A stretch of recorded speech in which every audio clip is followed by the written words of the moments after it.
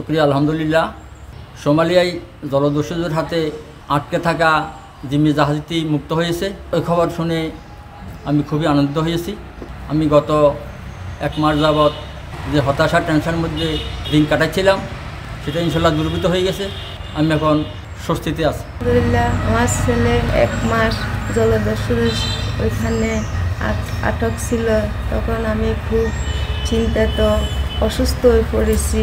কালকে আমার ছেলে যখন 12টার দিকে ফোন আসছে, আম্মু আমাদেরকে মুক্তি পেয়েছি, দোয়া করবেন। তখন আমি লাদেন আমার শরীর খুব শক্তি আসে, বলতেছে যাক আলহামদুলিল্লাহ আমার ছেলে মুক্তি পেয়েছে। সবার কাছে ফোন দিয়ে বলতেছে আমার ছেলে মুক্তি পেয়েছে, আনারুল হক রাজু মুক্তি পেয়েছে, সবাই দোয়া করেন তাদের জন্য। আমার কাছে আবার নোয়াখালীতে ফিরিয়ে আনি আমার কাছে দে।